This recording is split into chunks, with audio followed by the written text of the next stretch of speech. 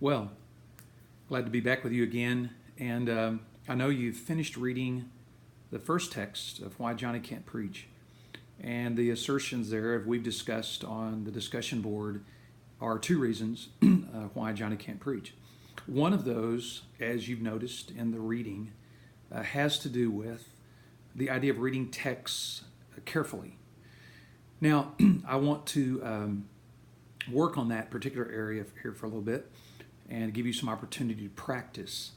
But one of the things that I have discovered over the years of teaching is that many of us have been told that we should study the Bible, and it's important to study the Bible, but not often shown how. So we're going to dive into that a little bit. Before we do, I'm hoping you've looked at the chart on the D2L site on the different translational models. You can tell by looking at that, and if you want to go to that now, or if you've already looked at it, have good comprehension of it, you'll notice that there are at least three translational theories as to why we have the Bibles we have. Sometimes people are confused by this because one translation will translate a passage a certain way, and then another Bible will translate a passage another way. And then there can be some discussion points about which is the most accurate. Why should we take this translation over that? So you'll notice on the chart that on the left side is what we call word for word, or it's often called the standard formal equivalent translational theory. And that has to do with translators who determine that when they are going to make this particular version of the Bible, which would be the English Standard Version or the New American Standard Version, and some others, the Revised Standard, some of those, is they're saying that what their theory is, or what the way they want to operate is, we're going to take Greek words, and we're going to take those Greek words and then just bring them right into English as best we can. And so it's often considered a more literal, word for word translation. Sometimes you'll notice in some translations like that, like the New American Standard and sometimes the ESV, they feel a little choppy. They don't read quite as easily as some other versions, and that's because the translators are attempting to retain the actual words in somewhat of that order to have a word for word, what some might call a more literal translation. Those have great value, and we'll look at how that operates in the future. Then in the middle of that chart, you'll see the chart has thought for thought. And that is typically understood as the New International Version, NIV. And what that translational theory, and you'll see they're on a kind of a spectrum there, coming away from word for word across that spectrum. You can identify some of the translations there. Their thought for thought, more of the idea of, okay, here's the Greek words and here are the Greek grammar, but what does that mean? What is a thought here that the Bible is trying to communicate?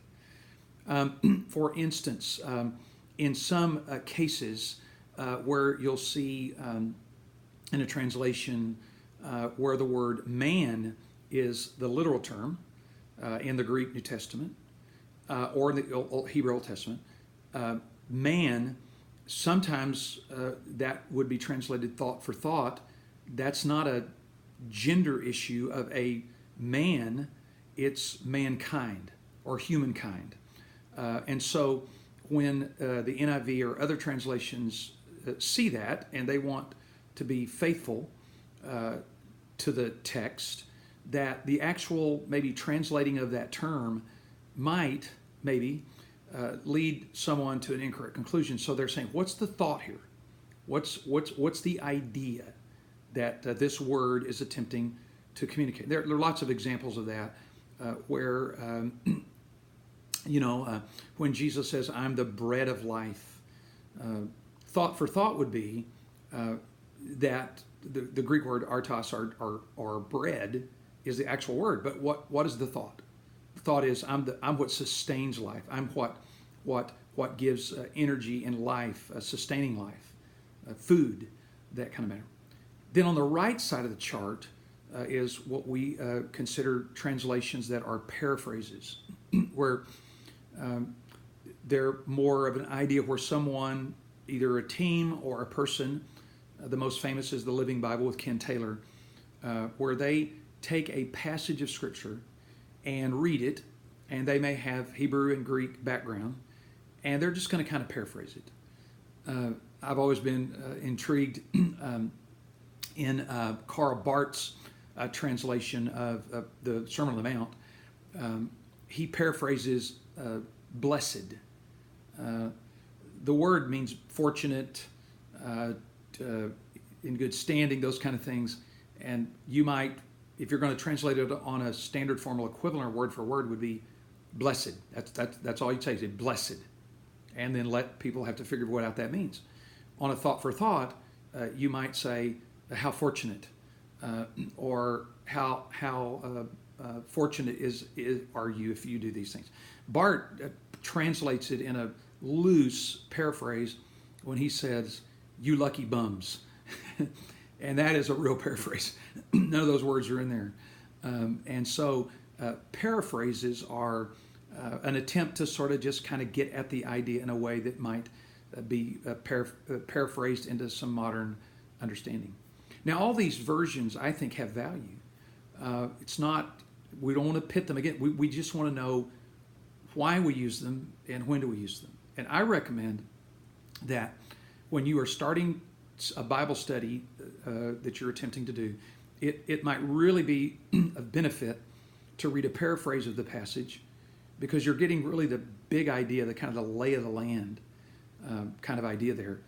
That's of value to kind of get you situated, oriented. What are the ideas here? What's going on here? And then maybe a thought for thought NIV in that regard. And then when I personally begin to do my own real serious work of attempting to understand the passage, then I'm going to use a word for word ESV or New American Standard to do that work.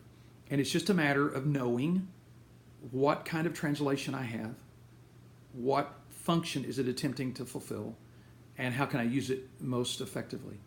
So I think if you take a look at that again and review it, it makes more sense, and it gives you an ability to know how to use different translations at different times. Hope this has been helpful. If you have any questions, you can certainly get a hold of me through email, and we can discuss other matters.